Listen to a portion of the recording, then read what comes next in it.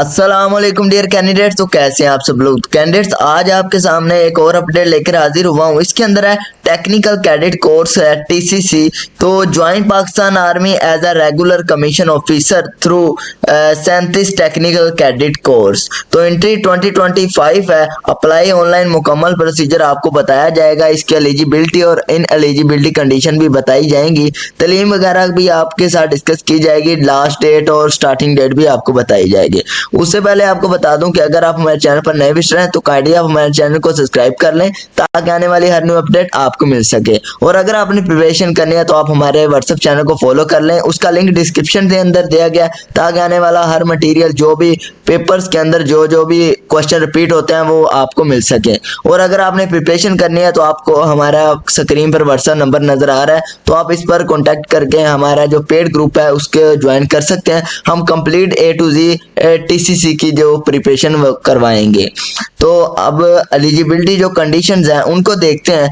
तो इसके अंदर जो एज की रिक्वायरमेंट है वो 17 से 21 साल है। सितंबर 1 2025 से रिलैक्सेशन है वो 3 मंथ की दी हुई है। तो जो मैरिड या अनमैरिड लोग हैं इसके अंदर अप्लाई कर सकते हैं। जेंडर मेल इसके अंदर रिक्वायर है। तो हाइट जो है वो 5 फुट 4 इंच रिक्वायर है। तो जो वेट है वो as per body mass index require है। तो ये थी इसकी एलिजिबिलिटी कंडीशन। तो रजिस्ट्रेशन जो है वो 16 दिसंबर से स्टार्ट होगी और 31 जनवरी तक रहेगी। ओनली ऑनलाइन ही रजिस्ट्रेशन होगी। सैटरडे और संडे को भी रजिस्ट्रेशन होगी। आगे जो टेस्ट का प्रोसीज आ जाता है वो आ जाता है 17 मार्च से लेकर 21 अप्रैल तक आपके जो टेस्ट है वो कंडक्ट किए जाएंगे। सिर्फ सैटरडे और संडे को और क्लोज जो हॉलीडेज हैं उनके अंदर आपके टेस्ट कंडक्ट नहीं किए जाएंगे। तो ये एक स्पेसिफिक टाइम है जिसके अंदर आपके टेस्ट कंडक्ट किए जाएंगे। आगे आ जाता है नेशनलिटी जो है वो citizen of Pakistan he apply कर सकते हैं और domicile holder of Azad Kashmir Gilgit Baltistan upon final selection candidate will dual nationality. तो ये सारा इनका प्रोसेस है। अब मैं आपको बताता हूँ कि आपकी जो एलिजिबिलिटी कंडीशंस हैं वो क्या है। तो अगर आपने कंप्लीट प्रिपरेशन करनी है तो आप हमारा पेड ग्रुप ज्वाइन कर सकते हैं। उसके अंदर हम आपको A to Z प्रिपरेशन करवा देंगे। हम आपको लाइव क्लासेस भी प्रोवाइड करेंगे और नोट्स भी प्रोवाइड करेंगे। आगे आ जाता है एजुकेशन जो आ जाती है और एज रिलैक्सेशन, ये सारा प्रोसेस मैं आपको बताता हूँ। आगे जो एजुकेशन है वो इंटरमीडिएट रिक्वायर है। इंटरमीडिएट रिक्वायर है और 3 मंथ की जो है वो एज की रिलैक्सेशन भी रिक्वायर है। और अगर किसी की एज पूरी नहीं हो रही तो उसको 3 मंथ की रिलैक्सेशन दी जाएगी। आगे एजुकेशन जो है मैट्रिक के अंदर 60% मार्क्स होने चाहिए कम अज कम। और एफएससी के अंदर 65% मार्क्स होने चाहिए।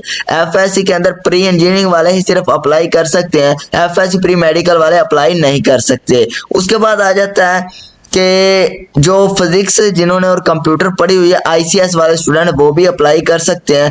और जिन्होंने फिजिक्स नहीं पढ़ी हुई वो अप्लाई नहीं कर सकते। मैथ भी कंपलसरी है। तो जिन्होंने ऑल इंजीनियरिंग प्रोग्राम किए हैं, कोई भी इंजीनियरिंग प्रोग्राम किया है वो अप्लाई कर सकता है। और अगर आप फर्स्ट ईयर की बेस पर अप्लाई कर रहे हैं और आपका जो सेकेंड ईयर का रिजल्ट अभी तक नहीं आया तो आपको अपने कॉलेज से होप सर्टिफिकेट बनाना होगा और कम अज कम 65% मार्क्स उसके अंदर मेंशन होंगे।